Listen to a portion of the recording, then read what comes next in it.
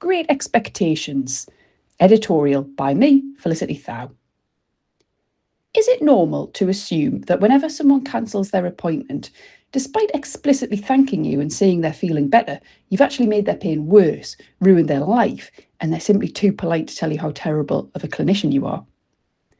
What about when someone cancels their 8:30 a.m. appointment late the night before because they have to see their workplace clinician instead, and then never responds to your email reminding them of the late cancellation policy, whereby there is a fee to pay? Is it normal to assume that they hate you and will be telling all their friends and colleagues to avoid?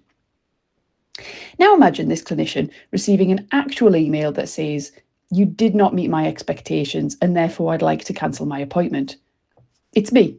This is my inbox. A patient whom I'd seen once a few weeks ago was now detailing that they had expected hands-on treatment and advice to use TENS. When I looked back through the notes, I knew what my response had to be. I couldn't apologise for the treatment offered because I'd still do the same thing today. There seemed no soft tissue that warranted hands-on treatment, and TENS wouldn't have been my go-to either. I think a past iteration of me would have wanted to make things right straight away, ushering this patient back in for some poorly reasoned manual therapy. In fact, it's on the house. Instead, I located the stomach that had dropped out of my backside on receiving essentially a rejection email, thanked the patient for their honest feedback and wished them well with their recovery. For me, this is the classic expectation mismatch that we've seen throughout MSK care, certainly since I've been qualified. The patient arrives with expectations of traditional and sometimes outdated treatments, while we attempt to balance their preference with evolving evidence. For years, MSK clinicians have grown comfortable challenging expectations around passive treatments. We've become better at explaining why imaging isn't always necessary, why hands-on therapy may not be indicated, or why pain isn't synonymous with damage. But the landscape is shifting again. Patients are no longer arriving armed only with outdated beliefs. Increasingly, they arrive influenced with information, wearable data, AI-generated advice, and wellness narratives that often sound sophisticated, evidence-based, and empowering. So what about future treatments? What about now in 2026 when patients arrive with expectations of new interventions and technologies? The challenge for modern clinicians is no longer simply rejecting outdated ideas. It's learning how to critically appraise the endless stream of new ones. Cue June's MSKMag.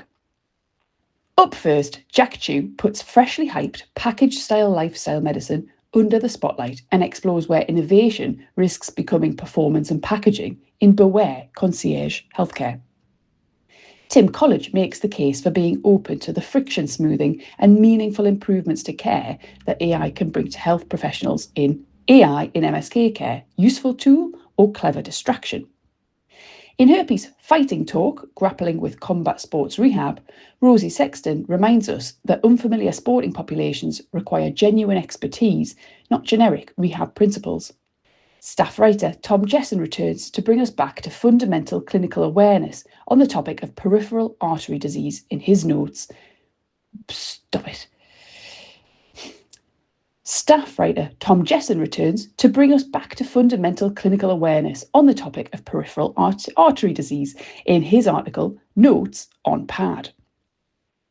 Finally, Natasha Mizuski of SPLOS shares her practical advice on changing your practice management software based on her behind-the-scenes expertise.